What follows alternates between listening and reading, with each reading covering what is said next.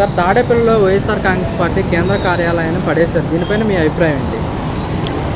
అభిప్రాయం అంటే కచ్చలో ఉండొచ్చు కానండి, ఆయన ఫస్ట్ ఏది కానీ కూల్చాడు, ఈయన చేశాడు, కచ్చలు ఉండొచ్చు కానీ మరీ ఇంత దగ్గరలోనేది కొంచెం జగన్ అనేది ఒక 6 నెలల తర్వాత ఏదైనా సరే పూనుకోండి. కాకపోతే అది ఫస్ట్లోనే ఏదో అది దీని లెక్కలో ఉన్నది కాలవడం ఉంది, అవన్నీ ఇబ్బందులు అవుతాయని తీసేశాడు, అది అయిపోయింది. వీళ్ళు మరి సొంతంగా ఇప్పుడు ఈయన కట్టింది జగన్మోహన్ రెడ్డి సొంతానికా లేకపోతే అది మామూలుగా గవర్నమెంట్ కిందకు వస్తుందండి? అవి సొంతానికంటే దానికి ప్యాన్లే ఉండవా? ప్యాన్లు ఉంటాయి కదా, గవర్నమెంట్ మామూలుగా ఇస్తేనే కదా అవి కట్టేది. మరి కట్టినప్పుడు అంత అర్జెంటుగా పోయి పడేయాలంటే మరి గవర్నమెంట్ దాని మీద కూడా ఆపడానికి గవర్నమెంట్కి ఏమో అవకాశం ఉందా లేదా? ఉంటుంది కదా. మరి అలాగా చేస్తే మరి అంతా వాళ్ళ ఇష్టప్రకారం చేశారనుకో తప్ప. అంటే నేను ఇట్లా మాట్లాడుతున్నానని కాదు, కొద్ది జనాల్లో కూడా ఈయన ఇవాళ ఓడిపోయాడు, ఇంకొక 5 సంవత్సరాల తర్వాత మళ్ళీ ఈయన వచ్చాడనుకో, వాళ్ళు వచ్చినాక ఈయన పడేయటం, ఈయన వచ్చినాక ఆయన పడేయటం అనేది రాష్ట్రాన్ని అభివృద్ధి ఎవరు చేస్తారు? చేయాలా? మరి చంద్రబాబు నాయుడు 5 సంవత్సరాలు ఉంది, జనాల్లో మారిపోతుంది, మళ్ళీ జగన్ వస్తాడు, మళ్ళీ జగన్ వచ్చే చంద్రబాబు పడేస్తాడు, అప్పుడు రాష్ట్రం అభివృద్ధి జరుగుద్దా? జరగదు కదా.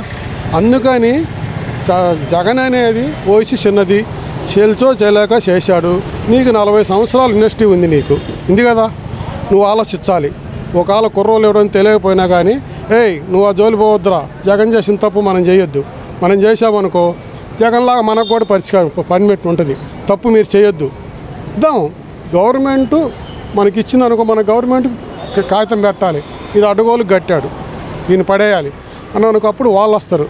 వాళ్ళు వచ్చే సరే అంటే దీనికి పర్మిషన్ ఇవ్వలేదు, ఆయన జగన్ హోదాలో ఉన్నాడు కాబట్టి, సీఎం హోదాలో ఉన్నాడు, కట్టిండు కాబట్టి దీనికి ఏమి లేవన్నాడు కాబట్టి పాల్గొట్టేయండి, లేదు దానికి ఆధారాలు ఉన్నాయి కాబట్టి పాల్గొట్టకూడదు, అంతేనా? మరి అది దుమ్మకూరి చేసిన అవారం అవుద్దండి. ఉంటాయి, మన ఆంధ్ర రాష్ట్రం ఎప్పుడు అభివృద్ధి జరుగుద్ది. నేను 40 సంవత్సరాలు విజయవాడలో ఉన్నా, నా సొంత జిల్లా ప్రకాశం జిల్లా, ఇంతప్పుడు వచ్చా, 12 మంది రాజకీయ ముఖ్యమంత్రులు చూసా, మర్రి చెన్నారెడ్డి కానించి నేను విజయవాడలో ఉంటున్నా. కానీ ఇలాగా సరే ఈయన ఏదన్నా కానీ పేదవాడి కోసం చేశాడో చిందాడో ఇవన్నీ అనవసరం. ఇవాళ ఓడిపోయిన అమ్మటే కూడా ఆయన మీద కసి సాధించకూడదు.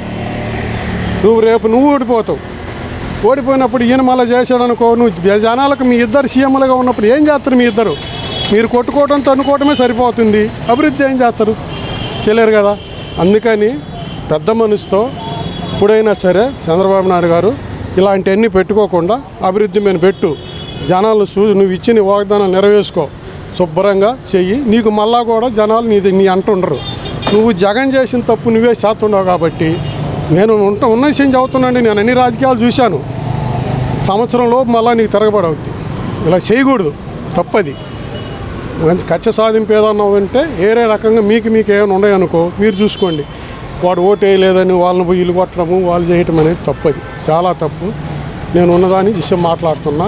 చాలా ఉన్నాయి ఎన్ని. ఇవాళ నీకు మంచి అవకాశం వచ్చింది, చంద్రబాబు నాయుడు గారికి మంచి అవకాశం వచ్చింది.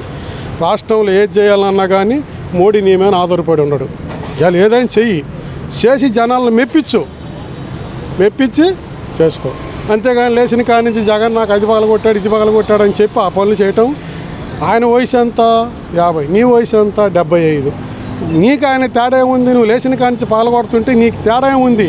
నువ్వు పెద్ద మనిషి చేసుకొని అబ్బాయి తప్పురా చేయకూడదు, ఆపండి. జగన్ చేసిన తప్పు మనం ఎందుకు చేస్తాం రా? మన జనాలు మనం నమ్ముకొని 163 సీట్లు మనకి ఇచ్చాడు కాబట్టి మనం కరెక్ట్గా జనాలకు సమాధానం చెప్పాల్సింది మంది. మనం ఆయన ఓడిపోయాడు ఎక్కడో ఉంటాడు అనే లెక్కలు చేస్తే బాగుంటుందని నా అభిప్రాయం. చంద్రబాబు నాయుడు గారు కూడా ఇవన్నీ కుర్రోళ్ళకి చెప్పి, వాళ్ళ మంత్రులకు కానీ ఎవరికైనా చెప్పి ఇది మనం చేసే తప్పు చేయొద్దు అనిగానంటే బాగుంటుందని నా అభిప్రాయం. జగన్ వెళ్ళిపోయాడు, ఆయనతో వదిలిపారాయి.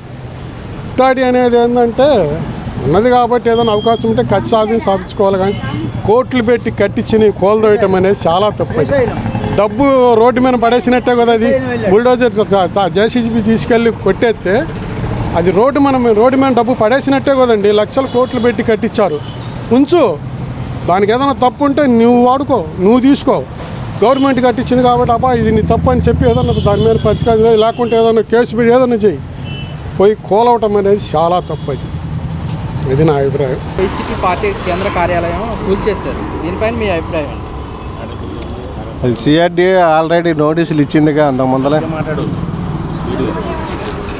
సిఆర్డీఏ ఆల్రెడీ నోటీసులు ఇచ్చింది కదా, అంతకుముందు స్పందించలేదు కదా జగన్. అదే సిఆర్డీ వాళ్ళు కూల్చేశారు. సరే, ఈ కూల్చివేయడంపై జగన్మోహన్ రెడ్డి కూడా స్పందించారు. ఇలా కూల్చివేయడం కరెక్ట్ కాదు, హైకోర్టులో పిటిషన్ వేసాం కదా, దాఖలాలు కూడా ఉన్నాయని చెప్పేసి. పిటిషన్ అవ్వలేదుగా, అప్రూవల్ అవ్వలేదుగా, పిటిషన్ రాలేదు కదా ఇంకా. ఇలా చేయడం కరెక్ట్ కాదంటున్నారు కదా మరి వైసీపీ నాయకులు. అది 90 సంవత్సరాలు, అది దేవాదాయ శాఖ భూమి కాదు, అది ఇరిగేషన్ వాళ్ళది కదా. మరి అది జియో పాస్ చేసి ఇలా ప్రభుత్వం ఉంది కాబట్టి అనుకూలంగా చేయించుకున్నారు. ఇప్పుడు టీడీపీ ప్రభుత్వం వచ్చింది కాబట్టి, కూటమి వచ్చింది కాబట్టి సిఆర్డీ వాళ్ళు ప్రభుత్వం నామ్స్ ప్రకారం పగలగొట్టేసారు. కరెక్ట్ అని మేము భావిస్తున్నాం. మరి వైసీపీ వాళ్ళు ఇది కరెక్ట్ కాదు ఇలా చేయడం. ఎన్నికలు అయిన తర్వాత నుంచి కూడా హింసాత్మక ఘటనలు జరుగుతున్నాయి. చంద్రబాబు నాయుడు 5 ఏళ్ళ పరిపాలన కాకముందే రక్తాన్ని చూస్తున్నారంటూ కూడా జగన్మోహన్ రెడ్డి చెప్పడం జరుగుతుంది. నేరం కూడా వచ్చారు.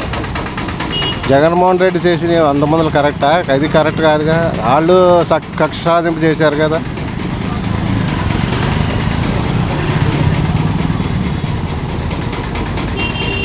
ఎలా చూడొచ్చు అంటారు? ఏ విధంగా చూడొచ్చు? వాళ్ళు చేశారు, వీళ్ళు చేస్తున్నారు. అది